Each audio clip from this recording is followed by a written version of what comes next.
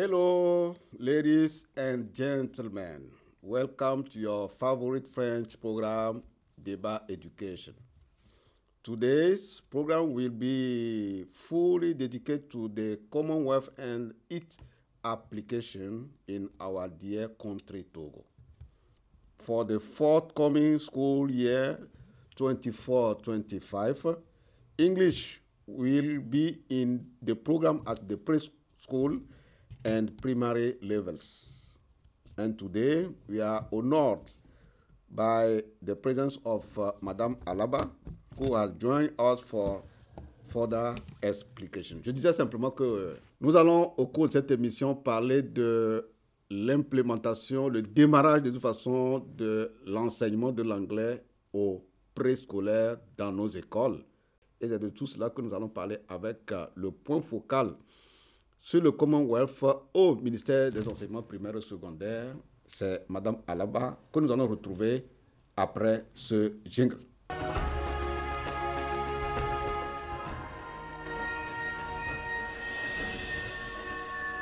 Madame, bonsoir.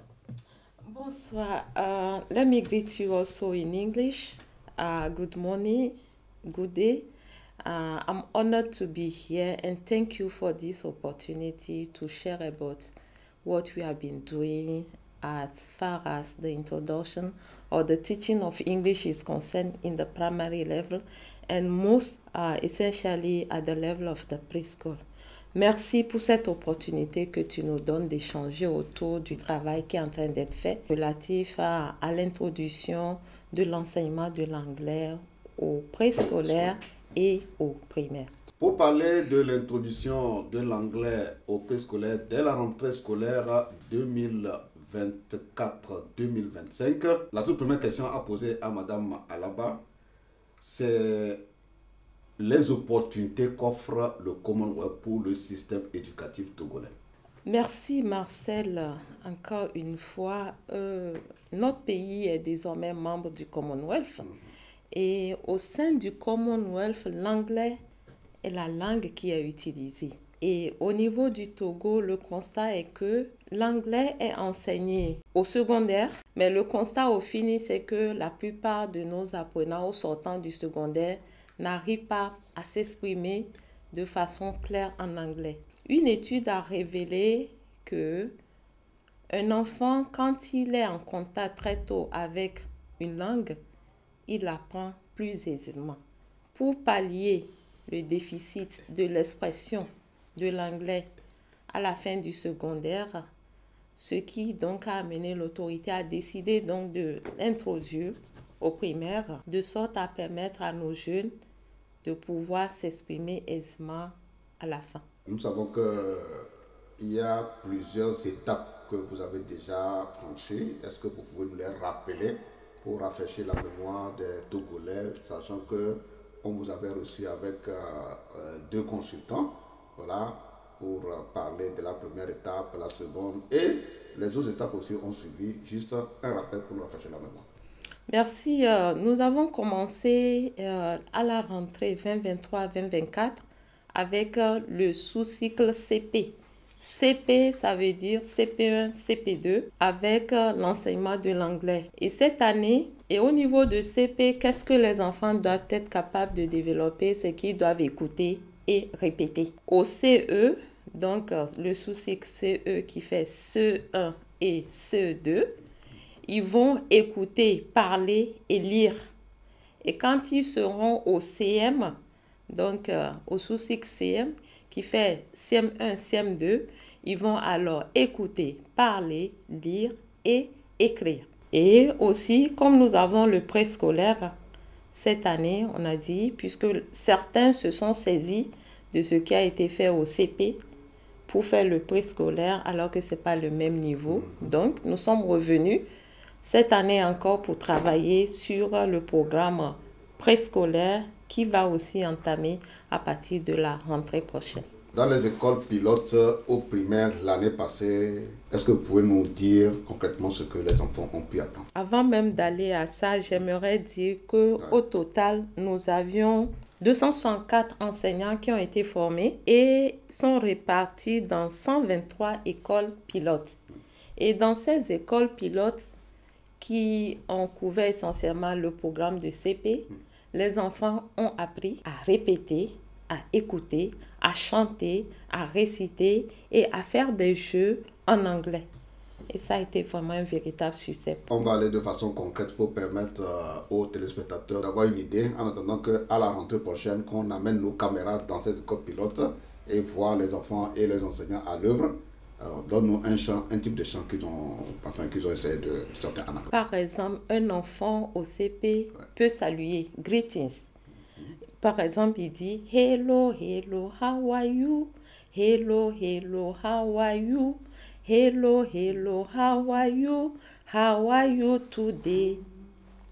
Et l'autre répond I am fine, I am great, I am fine, I'm just great. I am fine, I am great, I'm very well today. Donc l'enfant s'est dit hello, il s'est salué en anglais, il s'est dit comment tu vas, il s'est dit je vais bien aussi en anglais. How are you? I'm good. How are you? I'm great. I'm very well today. Et en lecture, qu'est-ce qu'ils ont pu lire par exemple? Ils ne lisent pas, mais ils ont appris à compter de 1 à 10. 1, 2, 3, 4, 5, 6, 7, 8, 9, 10. Yes. Ils ont appris aussi les chants de l'alphabet. A, B, C, D, E, F, G. Ils ont aussi appris les différentes parties du corps. Ce qu'on chante tête, épaules, jambes et pieds, ça se chante aussi en anglais.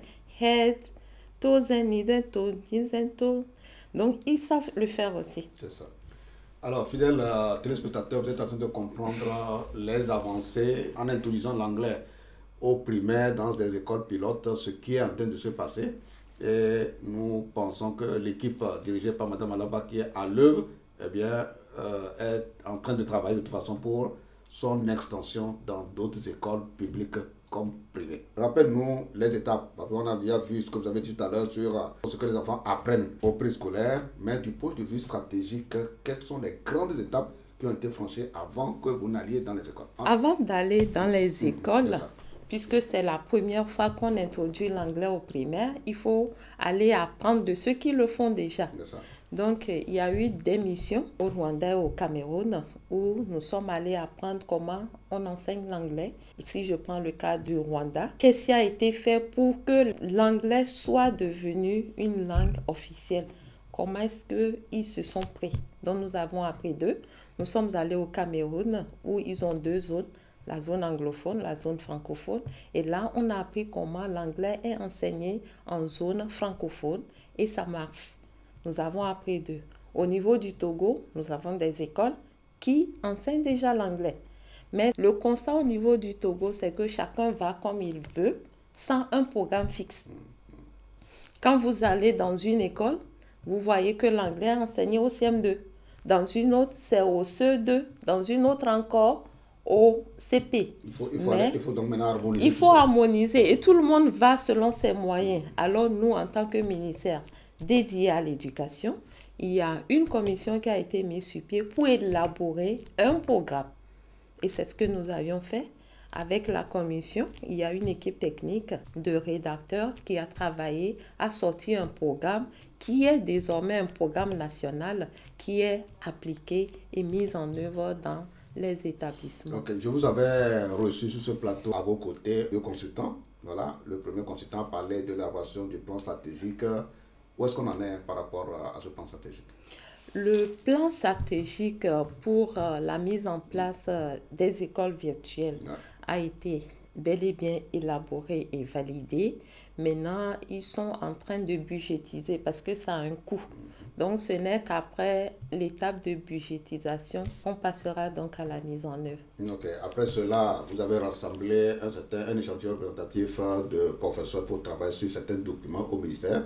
Et rappelez-nous un peu ce qui a été fait avec eux et l'exploitation que vous ferez des documents. Le deuxième consultant du Commonwealth of Learning était arrivé pour accompagner le ministère sur le plan stratégique pour la formation continue des enseignants. Ce projet aussi a abouti. Le plan stratégique et la politique de formation continue des enseignants a été élaboré. Ils sont aussi de leur côté à l'étape de budgétisation. Et ce n'est qu'après cela qu'on passera à la mise en œuvre. Alors, nous allons rentrer dans le vif de notre sujet. On avait besoin de faire ce tour d'horizon pour permettre aux téléspectateurs de comprendre d'où nous sommes partis et où est-ce que nous sommes en train d'aller dans le cadre des opportunités qu'offre le Commonwealth au système éducatif togolais. Alors, à la rentrée scolaire 2024-2025, l'anglais va démarrer effectivement au préscolaire. Et il fallait un travail préalable que vous avez déjà fait. Dites-nous concrètement ce qui a été fait. Est-ce que c'est des documents qui sont produits? Est-ce que c'est la formation des enseignants? Dites-nous ce qu'il en est exactement. Ce qui en est exactement pour le préscolaire, d'abord, il faut élaborer le programme. C'est ça. Parce qu'on ne peut pas enseigner sans programme. Il faut préparer aussi les ressources.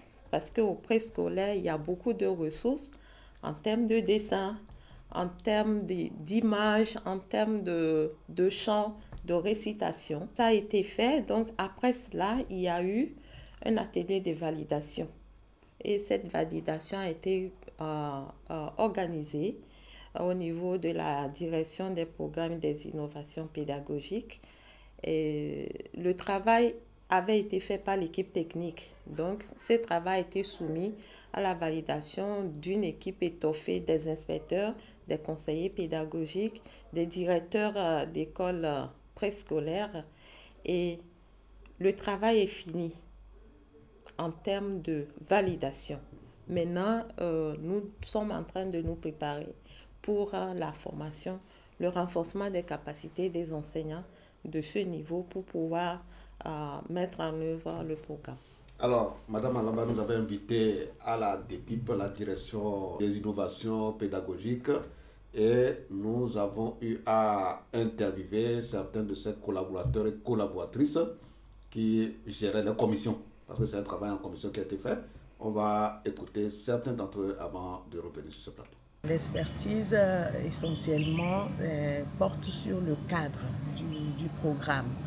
Donc on a défini un cadre sur lequel on s'est basé pour concevoir les curricula et les contenus dont on aura besoin pour atteindre notre objectif qui est d'améliorer les compétences linguistiques de nos apprenants au primaire et au préscolaire. Il a fallu se conformer aux normes du cadre européen, c'est-à-dire les références du cadre commun de l'apprentissage des langues. Donc ça, c'est d'abord un appui très très important qu'on a dû apporter pour que nos apprenants, au final, ils aient les compétences requises et qu'ils soient en mesure de se mesurer aux normes et standards internationaux et globales requises pour l'apprentissage des langues. Vous allez nous résumer tout ça en anglais. I'm the consultant working with the Commission in charge of the introduction of the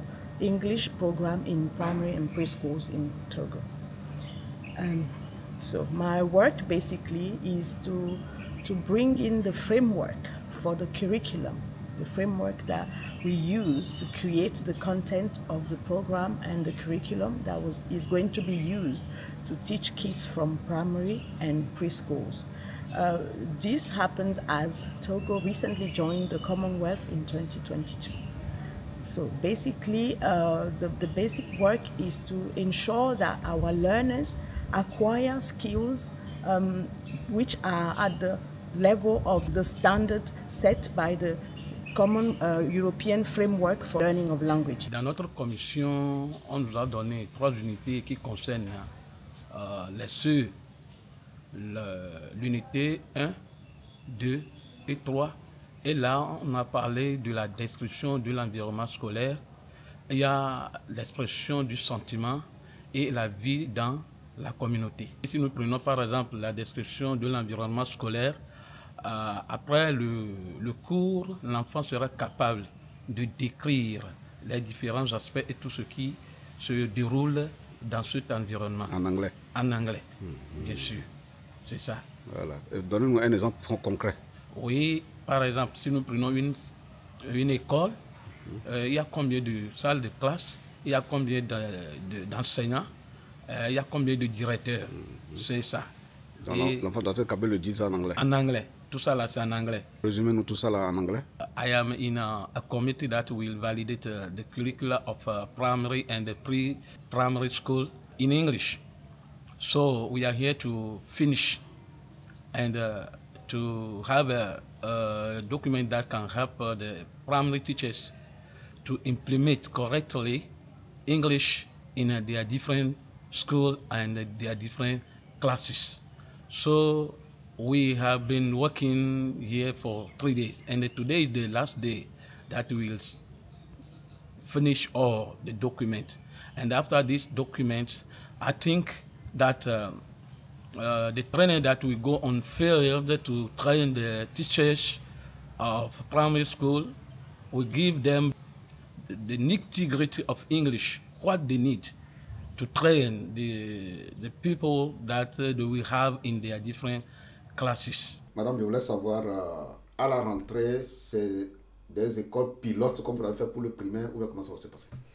Oui, on continue avec ces mêmes écoles pilotes, les 123 écoles pilotes. Les 123 sont choisis dans toutes les régions ou bien dans toutes les régions, okay. De Lomé à Dapaon. Parce que c'est un programme national, donc on ne peut pas se limiter à une seule région. Dans toutes les régions, il y a des écoles pilotes qui sont identifiées. Et dans une école, quand vous y rentrez, une école, c'est CP1 ou CM2. Donc, il y a les CP qui sont là, CP1, CP2. Donc, l'extension, c'est dans la même école avec les CE, donc CE1, CE2. Et si dans l'école pilote, il y a une école, il y a le préscolaire, on continue aussi au préscolaire. Et un dispositif d'évaluation de ces apprentissages est prévu aussi? Il y a le dispositif de suivi parce que c'est le suivi même de l'année passée qui nous a amené cette année à améliorer ce qui a été fait. Alors, nous allons rentrer dans les documents que vous avez produits à la DIFOP pour les enfants du préscolaire, puisque c'est les enseignants qui vont, disons, s'en charger. Dites-nous, on veut voir de façon concrète en image et peut-être en son, si c'est possible, certains des documents que vous avez produits. Au niveau de chaque programme, nous avons le contenu enseigné. Comment ces contenus ont été répartis? Il y a le thème, il y a l'objectif, il y a les objectifs spécifiques et chaque objectif spécifique fait l'objet d'un enseignement. Et quand on prend un thème, on le développe tous les jours. De lundi à vendredi, il y a 20 minutes au préscolaire et au primaire, au CP. L'enfant a 20 minutes d'anglais chaque jour, de lundi à vendredi. Et c'est la même chose si c'est pour l'apprentissage du chant sur la salutation, ce que je viens d'essayer. C'est la même chose qu'il fait de lundi à vendredi. Et ce faisant, on est sûr que l'enfant maîtrise le contenu. Et l'enseignant parcourt chaque semaine à un objectif spécifique. Si le mois fait 4 semaines, les 4 semaines, il le fait. Maintenant, dernière semaine du mois, ce qui a été fait la première semaine du mois est repris sous forme de révision et d'évaluation. Et ce faisant, le premier jour de la première semaine, de la fin du mois, il révise ce qui a été fait la première semaine du mois. Le deuxième jour de la dernière semaine du mois, l'enseignant révise et évalue ce qui a été fait la deuxième semaine. Ainsi de suite. Ça fait que tout le mois, l'enfant ne répète que la même chose. On n'est pas pressé.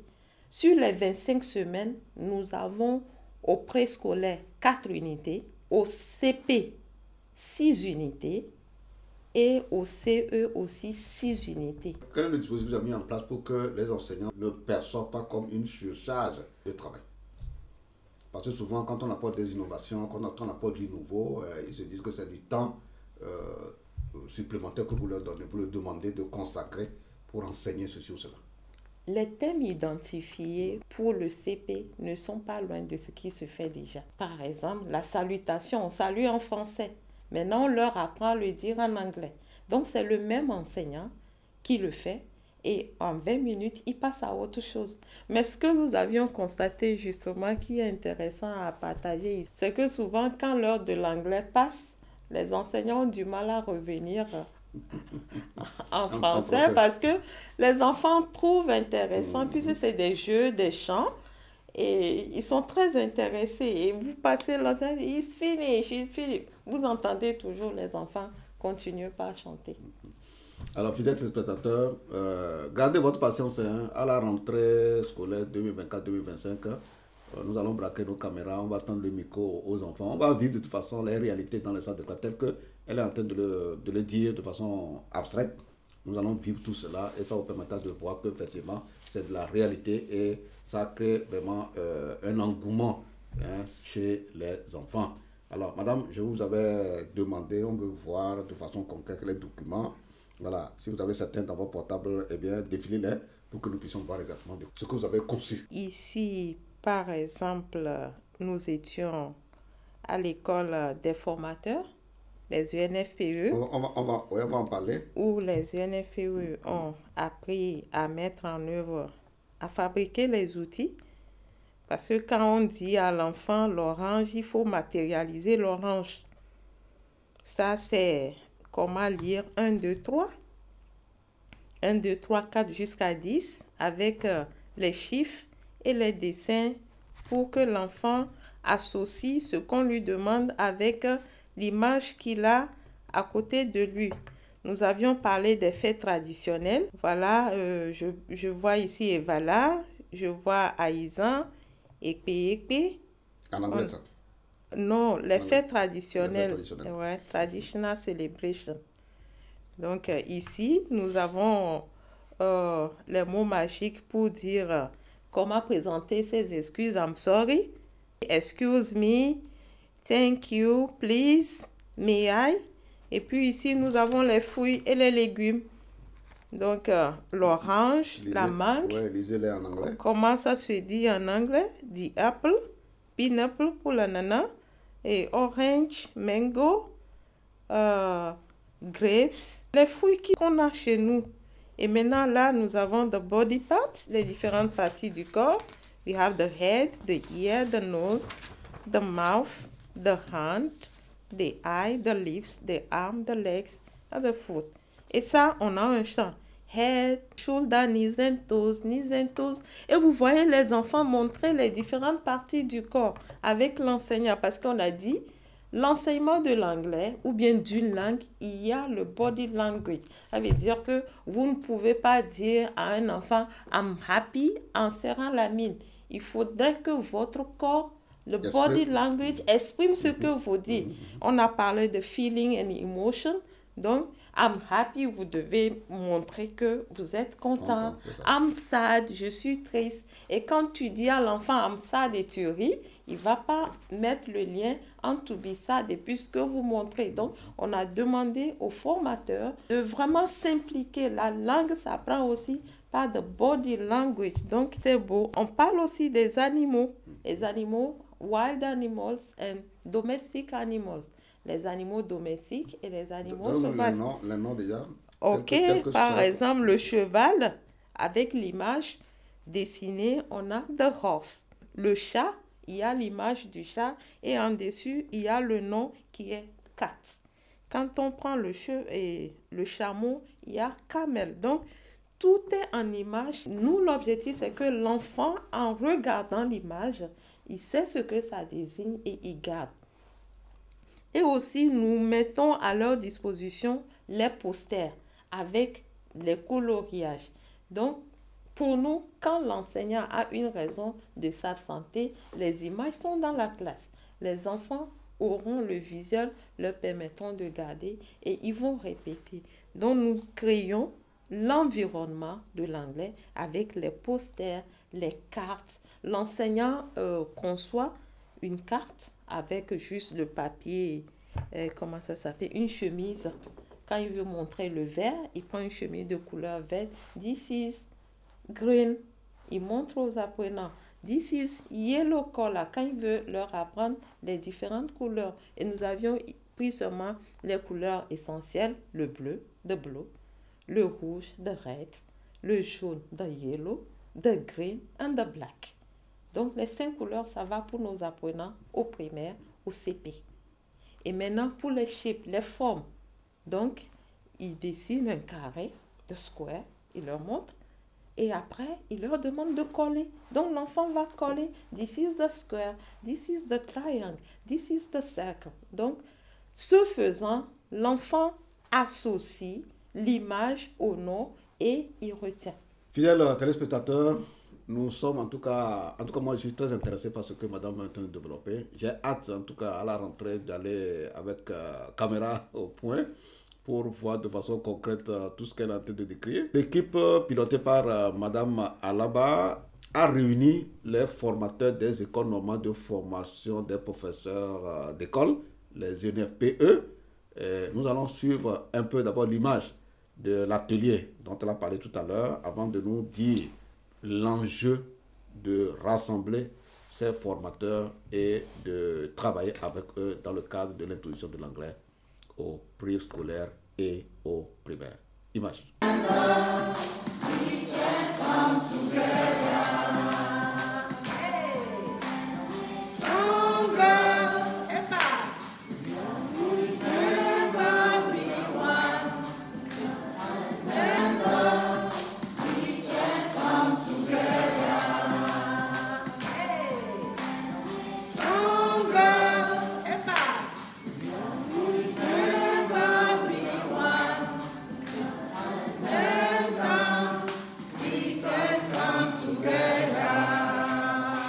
Pourquoi c'était si nécessaire que ce corps de formateurs, ce corps d'enseignants aussi soit formé, sensibilisé et qu'ils se mettent à l'œuvre.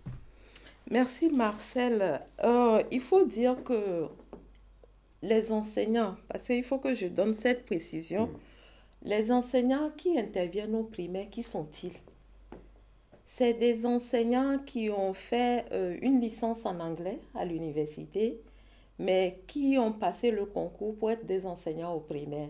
Donc, c'est sur eux qu'on s'est basé en les identifiant. Ils sont un peu partout. C'est eux qui nous aident dans ce projet. Parce que tous les enseignants togolais n'ont pas fait une formation en anglais. Ceux qui sont sur la phase pilote, au nombre de 264 qu'on a identifié l'année passée, c'est des enseignants qui ont une licence en anglais, mais qui sont au niveau primaire. Et c'est pourquoi on a pu prendre que 123 écoles. On n'avait pas assez d'enseignants. Voilà. Les UNFPE forment les futurs enseignants, professeurs du primaire. Qui plus est, sont notre cible. Pour aller à l'extension, c'est eux qui viendront après les concours, s'ils sont recrutés, pour enseigner au primaire. Donc, il faut nécessairement les former.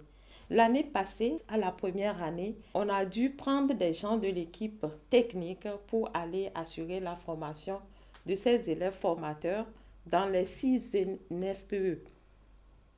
Parce que dans leur cursus de formation, ils ont la phase de pratique, de stage dans les établissements. Un UNFPE peut se retrouver dans un établissement pilote et être envoyé au CP où on fait l'anglais. Et s'il n'a pas suivi cette formation, il y a problème. Donc, pour pallier cela très vite, l'équipe technique a dû aller dans les UNFPE, former rapidement ces jeunes qui vont en stage. Et quand ils étaient en stage, moi, j'ai eu l'occasion de visiter l'UNFPE de Noche, où je suis rentrée dans une classe et c'est le CP, il y avait une jeune de l'UNFPE qui était en pratique. Donc, elle mettait en œuvre ce que les formateurs sont venus leur donner.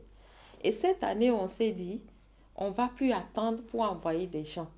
On a demandé au DRE d'identifier les CEG, les enseignants d'anglais, qui sont autour des UNFPE. Et chaque DRE a envoyé une liste de ces enseignants qu'on a associés aux formateurs des UNFPE. Désormais, c'est eux qui iront dans les UNFPE, formés sur le concept pour former maintenant les enseignants. Il faut dire que des UNFPE de la promotion 2023 à 2025, il est attendu 2584 enseignants. Et ces 2584 enseignants, vous imaginez, qui viennent s'ajouter aux 264 de l'année passée, plus 149 du récent concours. Pour le récent concours, il y a 149 enseignants de l'anglais qui sont au primaire. Donc, 2584 qui s'ajoutent alors aux 264 et aux 149, nous allons de façon exponentielle, si je peux m'exprimer ainsi, augmenter le nombre d'écoles. Parce que pour nous, on ne pourra envoyer des enseignants dans les établissements que s'ils sont formés, s'ils ont la compétence pour. Donc, les 2584 de 2023 à 2025 vont finir cette année. Et si le concours est organisé, donc le nombre augmente. Ceux qui sont en formation actuellement, 2024 à 2026, on attend 2575 enseignants. Vous êtes point focal pour le ministère de l'enseignement primaire, secondaire et technique. Est-ce que quelque chose est en train d'être fait aussi avec le ministère de l'enseignement technique? Au ministère de l'enseignement technique, ils sont déjà au secondaire. Oui, bien sûr. Donc, actuellement, nous travaillons essentiellement sur le primaire pour que les enfants puissent développer leurs compétences et monter en sixième. Mais par rapport au Commonwealth of Learning avec les centres virtuels, il y aura aussi des centres de formation virtuelle au niveau de l'enseignement technique pour permettre aux jeunes qui ne peuvent pas aller dans les centres conventionnés suivre la même formation. Mais au-delà de tout, le Commonwealth of Learning accompagne déjà dans des compétences spécifiques plus de 3000 enseignants togolais, tant primaires, privés, publics, ont déjà suivi une formation en anglais.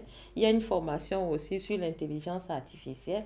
Donc, c'est des modules que le Commonwealth lance et moi, en tant que point focal, je partage, les gens s'inscrivent et puis suivent les formations. Qu'en est-il de l'alphabétisation, les centres d'alphabétisation? Bon, est-ce qu'il y a un travail qui est en train de se faire? la stratégie élaborée a pris en compte cela. Donc, le moment venu, je pense que le ministère dédié à l'alphabétisation va rentrer dans le jeu. Ils étaient invités quand même dans le processus d'élaboration de la stratégie.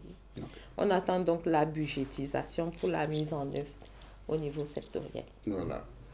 Nous savons que ce beau travail ne peut pas se faire sans les moyens. Et quand on dit moyens, c'est d'abord la volonté politique, c'est un moyen important. Il y a les moyens humains dont vient de parler Mme Alva tout à l'heure, le fait de former déjà les formateurs des UNFPE, ça c'est déjà aussi un moyen humain. Et maintenant, nous allons parler des moyens matériels, parce que qui dit moyens matériels, c'est d'imprimer les documents dont auront besoin les enseignants. C'est autre besoin qui rentre en tout cas dans le vocable de moyens. Madame, l'argent est le nerf de la guerre. Sans ressources financières, je ne crois pas que vous pouvez aller à un rythme qu'attendent les enseignants, qu'attendent les élèves, même les parents et nous qui sommes acteurs des médias pour relayer de temps en temps l'information pour que les gens soient au courant de ce qui est en train de se passer. Merci. Les moyens politiques, c'est déjà la volonté d'adhésion au Commonwealth qui impose donc l'amélioration de l'enseignement de l'anglais. Les moyens humains, les ressources sont là. Je remercie le directeur des ressources humaines du ministère qui fait le travail de former pour nous identifier les compétences nécessaires pour accompagner le travail. Tous les directeurs qui nous accompagnent, le ministère avec les moyens limités, mais qui se bat, et les partenaires, ça et là, qui nous accompagnent dans ce processus. Mais nous avions, en termes de ressources matérielles, l'expérience de l'année passée nous a amené à trouver des solutions à notre niveau. Par exemple, comme je venais de le dire, les phases pilotes, c'est sur toute l'étendue du territoire. Et le problème d'énergie, d'Internet se posant, on a des liens où l'enseignant doit télécharger et faire écouter. Donc, cette année, pour pallier cela, nous avions produit des maquettes. Nous attendons leur dire d'apprendre. Nous avons téléchargé les chants. Nous attendons, lors de la formation, insister pour qu'ils apprennent eux-mêmes le chant. Quand tu sais chanter, tu peux apprendre aux autres à chanter. Et donc, ça va être fait. Nous avions pris du matériel, les papiers rames et autres, pour qu'ils apprennent à concevoir les outils. Et quand ils apprennent à concevoir les outils, les enfants sauront que ce n'est pas de l'invention. Ils produisent eux-mêmes. Nous l'avons fait avec les enseignants des ENFPE. C'est ce que nous voulons aussi déployer, développer avec les enseignants pour qu'ils sachent que même quand on n'a pas l'Internet, on peut travailler. Et aussi, nous sommes convaincus qu'un enseignant formé peut lui-même produire son matériel. Parce qu'au primaire, ils le font. Ils font tout avec les enfants. Donc, ce n'est pas du nouveau. Ça peut se faire aussi avec l'anglais. Et c'est ce que nous attendons faire avec les moyens de bord. Avant de clôturer cette émission, nous savons, parce que l'information est passée au journal, que la secrétaire générale du Commonwealth a séjourné au cours du mois de juillet au Togo. Elle a rencontré les plus hautes autorités du pays, à commencer par le chef de l'État et même les organisations à la base. Le calendrier de la secrétaire générale lui a permis de vous rencontrer en tant que point focal. Bien sûr, j'étais là.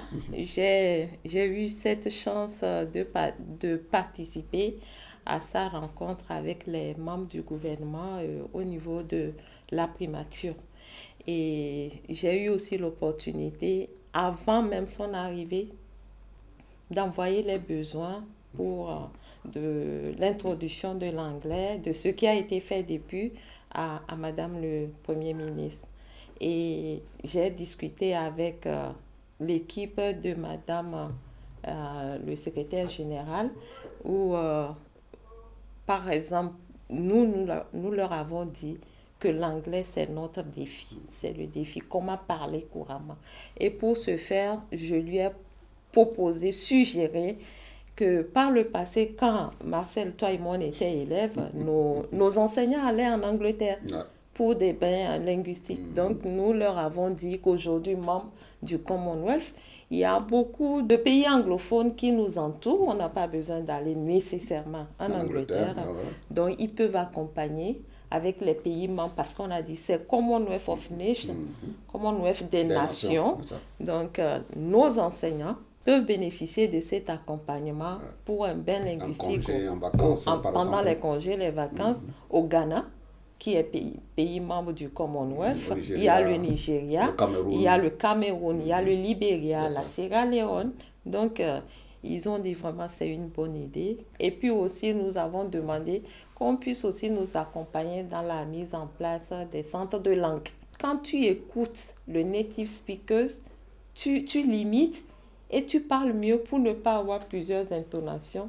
Donc, nous avons soumis quand même nos requêtes pour nous accompagner. Je dis simplement merci à Mme Alaba qui a vraiment saisi l'opportunité pour déposer ses points de plaidoyer à l'endroit de la secrétaire générale du Commonwealth. Et nous espérons que les réponses à cette requête ne tarderont pas pour permettre véritablement d'avancer.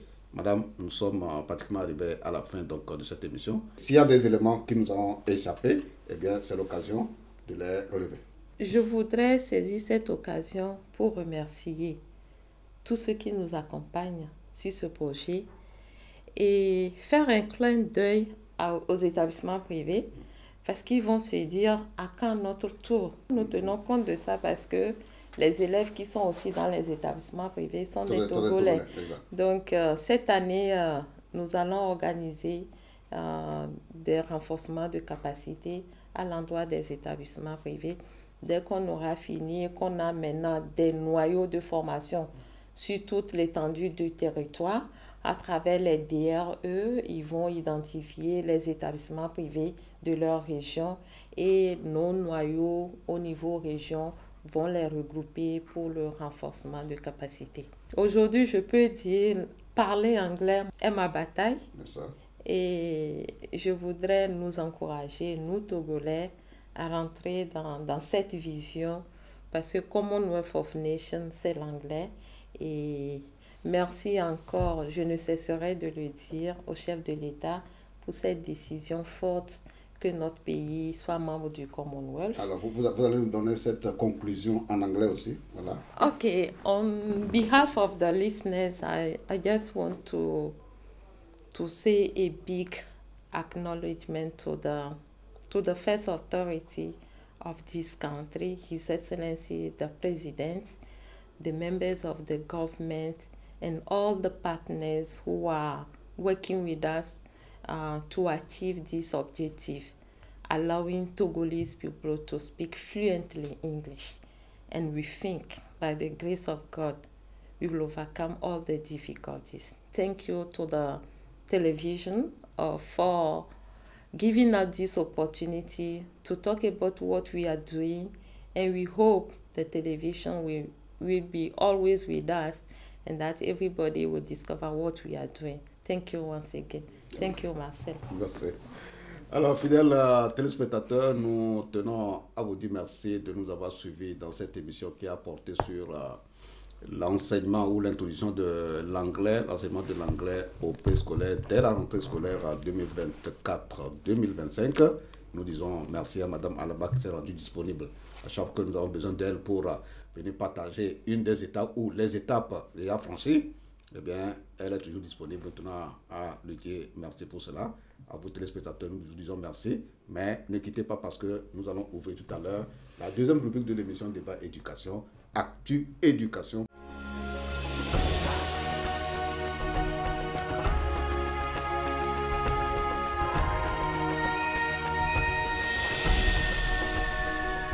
Dans Actu Éducation, retenez que à la fin de chaque examen, eh bien, les élèves ont besoin d'informations sur l'orientation scolaire et professionnelle. Parce que si vous n'êtes pas informé par des spécialistes en tant qu'élève, même en tant que parent, eh bien, vous risquez de prendre des décisions qui ne vont pas dans l'intérêt du tout des élèves. Parce qu'ils ont besoin de faire le lien entre leur projet scolaire et leur projet professionnel. Et pour avoir les informations précises, ce n'est pas sur WhatsApp. Ce n'est pas auprès des novices, mais auprès des spécialistes. Nous avons approché les spécialistes de l'éducation, de la direction régionale de l'éducation Savane. Ils nous ont dit un peu tout le travail qu'ils sont en train de faire et les retours de toute façon aussi qu'ils ont en travaillant avec les élèves pour partager les informations avec eux. Eh bien, on va écouter certains d'entre eux. L'orientation, c'est un processus et c'est sur plusieurs étapes, plusieurs niveaux, etc., etc. Par exemple, quand on prend la première étape de l'orientation, ça consiste à donner l'information à l'apprenant, aux élèves. Cette étape permet à l'enfant d'avoir des informations sur les centres de formation, sur les écoles, sur les métiers. À ce niveau, il y a certains élèves qui arrivent à se décider. Au niveau de la seconde étape, vous allez remarquer que là-bas, il y a la passation des outils, la passation des tests psychométrique, et à ce niveau, ça permet à l'élève ou bien à l'apprenant d'avoir une connaissance suffisante de soi, de lui-même, envie de faire un choix. Nous sommes sur le terrain pour passer des messages très importants sur l'éducation aujourd'hui aux enfants. Et souvent, ils ont l'habitude de nous poser la question, comment est-ce que je peux faire pour vite trouver du travail à faire? Et nous, en tant que spécialistes, on leur dévoile tous les secrets qu'il faut pour trouver du travail à faire. Premièrement, il faut s'informer sur l'évolution du marché de l'emploi parce que c'est le marché de l'emploi qui nous impose les profils qu'il faut. Deuxièmement, il y a d'autres qui demandent, moi je veux faire cette formation, mais l'école qui forme n'existe pas ici, surtout dans la région des Savanes ici. Donc nous leur donnons l'opportunité, nous leur donnons les informations sur la possibilité de pouvoir se faire former dans un autre domaine porteur. Et après ça, d'autres posent la question de savoir, aujourd'hui, moi je vais passer ce concours, je n'ai pas de branlon. Généralement on dit branlon, quelqu'un qui peut soutenir mon dossier, qui peut dire que il faut faire passer celui-ci. Nous, notre travail, c'est de mettre en confiance tout élève. Que aujourd'hui, c'est l'excellence. Si tu es excellent, tu travailles bien, même s'il n'y a personne, si tu penses que tu dois nécessairement avoir confiance à quelqu'un, tu risques de perdre. Donc nous, on leur dit de ne pas penser à cela, de travailler et d'être confiant, de faire tout moyen possible pour être excellent. Pour aujourd'hui, c'est la seule information que nous partageons avec vous. Merci de nous avoir suivis. On vous donne rendez-vous pour un autre numéro de Débat Éducation la semaine prochaine. D'ici là, portez-vous bien. Bye bye.